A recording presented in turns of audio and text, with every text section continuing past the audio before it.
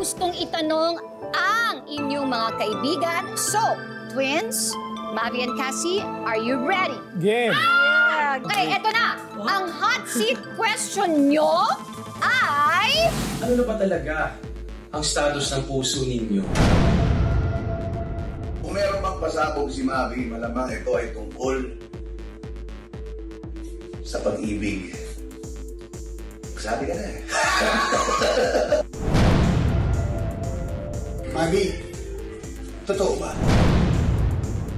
Kasi, totoo ba? Kamusta daw ang lagay ng puso nyo? Cassie.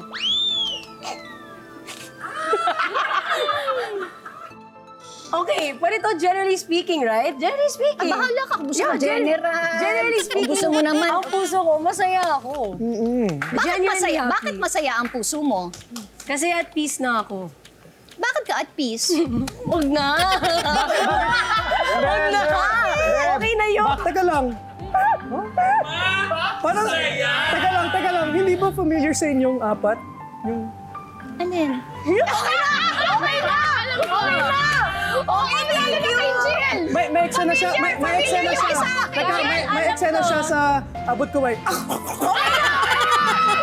na!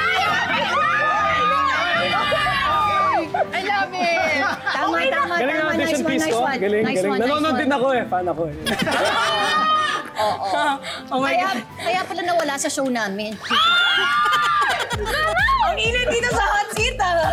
Oh, kaya siya nawala kasi nagpunta sa ibang show. Yun lang yun. Boto ka doon? Sasagutin ko yan. Boto ako sa kahit na sino liligaw at liligawan ng anak ko at yung in the future kung sino man yung makakarelasyon nila, yun lang yung magiging boto ako kapag nakita ko na respectful yung taong yun. Yung totoo ha, yung genuine, very sincere. Hindi ako naghahanap ng perpekto, pero yung may respeto sa lahat ng tao. Yes! So, At syempre, laging tandaan ang pagmamahal sa isang magulang, whether nanay o tatay, never yun magiging red flag kahit anong mangyari. So, Yes! I agree. Pero hindi pwede yung fake lang na nagiging mabait lang sa magulang dahil may ganon. That's right! That's right! Gusto ko pa sanang pero tama kasi ikaw, Chucky, May diba? ganon. Oo, kasi ikaw only child ka eh, diba?